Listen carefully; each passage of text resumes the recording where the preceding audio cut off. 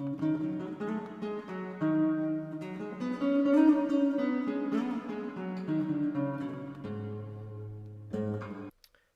what up, what up, what up? Wally here, bringing you some domination on jungle.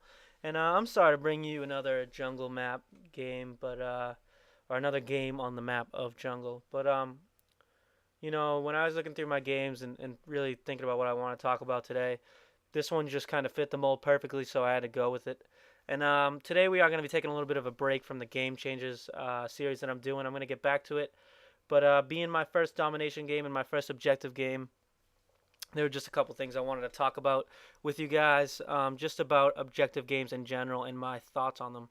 Today I got this game and I jumped on, and I was playing by myself, but I got a party that was just, well above average, and just kind of one of those parties that everybody, especially every commentator, kind of just dreams of. I mean, these guys, they knew what they were doing.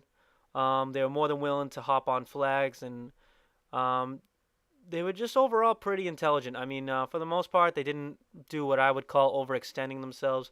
Which pretty much means, sorry. When a team will just immediately go for that triple cap and just try to like really push spawn like constantly, even when you don't have the map control or the setup to try to do so. But these guys were a little bit more intelligent about it.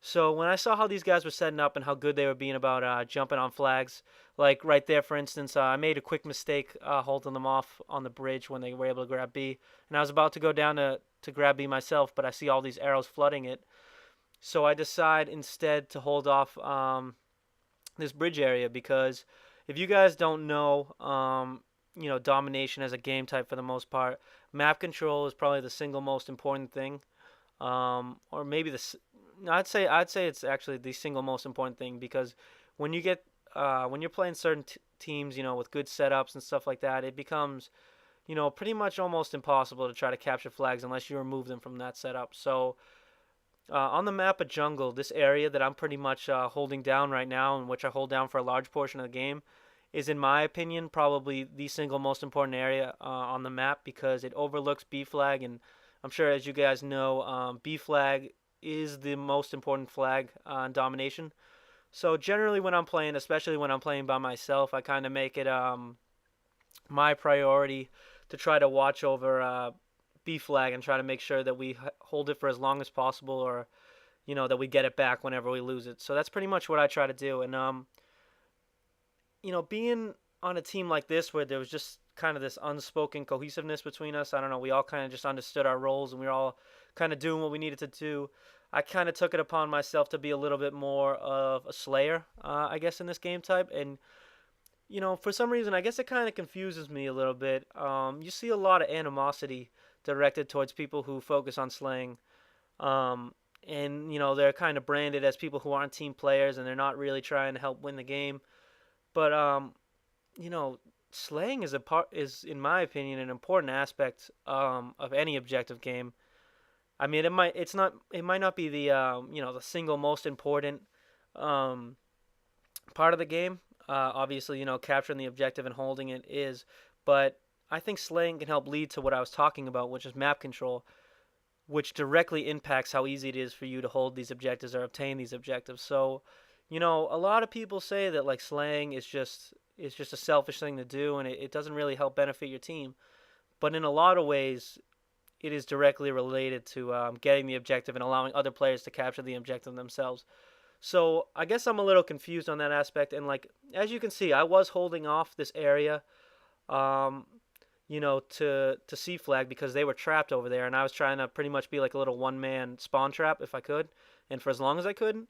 But as soon as that spawns over and there's no point to sit there, there's obviously no reason to camp over this area and watch B flag as much as I can because I know they're spawning over towards A now. I try to push towards A and try to be an effective player over there. So it's not I'm not just trying to pad my KD or anything like that because if you guys watch me play some team deathmatch and stuff, and I'm not the type of player that wants to just sit back and reap up kills. But when you're playing objective, it's a little bit different. I'm not always just gonna be pushing spawn and kind of just pushing spawn and just rushing constantly. There are gonna be some times where I'm gonna have to try to hold off or quarantine a certain area if I'm capable of doing it, and that's just so happened to be the kind of position I was in today. And I'm gonna say a little something.